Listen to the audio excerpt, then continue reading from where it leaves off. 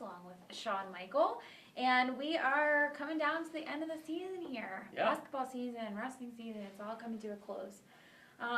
And with the end of the season comes clinching of divisions, and we had 3 division clinching victories this week. Greencastle girls finished a perfect 12-0 in Mid Penn Colonial for the second division. year in a row. Second year in a row.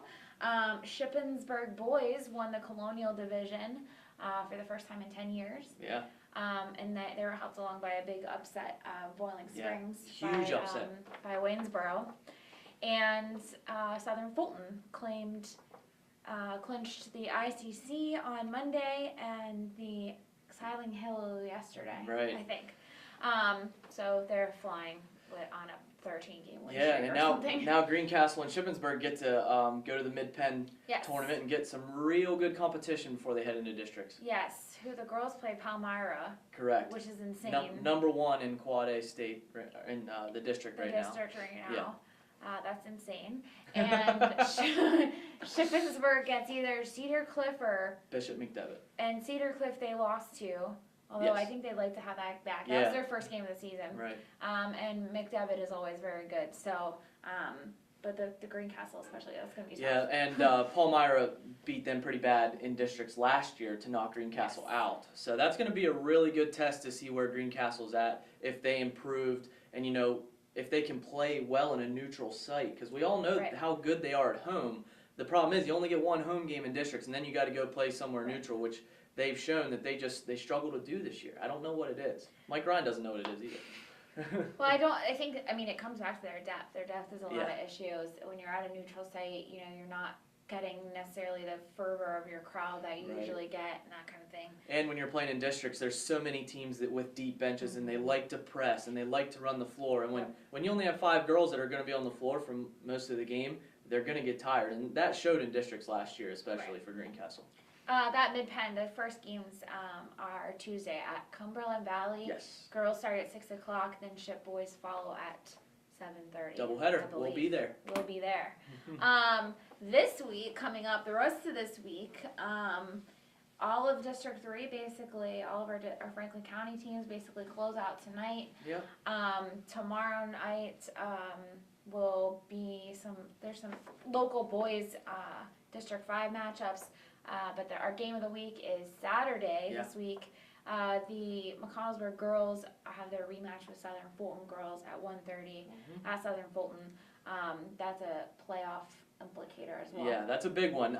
Coming in, the rankings were last updated on Sunday, so we don't know exactly where they stand now. But as of the last rankings, Southern Fulton was 6, McConnellsburg was 7. I mean, the top 8 get in, and they're both right there. They both want to get top 4 seeds, so they get a home game. Right. This has a lot on the line, and not to mention this is a rivalry game. Right. McConnellsburg feels like they didn't give their best game the first time. They're ready to play. They've been waiting. They had that X on the calendar, waiting for this one. With only 1 night left in the District 3, we do pretty much know where the rankings are going to fall out at this point, with Shippensburg at 16th in Quad A boys. They're probably going to be the only team for boys that make it, unless Waynesboro pulls out an amazing upset against Carlisle tonight. That might push them up 2 spots. They're at 22nd currently. Right. And Shippensburg has a chance to move up too. They're at 16. Some things would have to happen. They could get as high as 13, but a lot of things would have to happen. But they're in either way. Right, they're in. And the James Buchanan girls snuck in at 17? 18. Hey, congratulations to them also, because that's the first time in about 10 years or so that they've made it. Right. So, I mean, a great turnaround since Jen Lathers got there 2 years ago. And Greencastle also obviously is in it. They're at number 4. They've been 4th for a couple weeks now. I think they're pretty well set in stone at number 4. And then finally we have our Mid Penn Conference swimming happening this week. Swimming. Welcome to Sports Talk Swimming.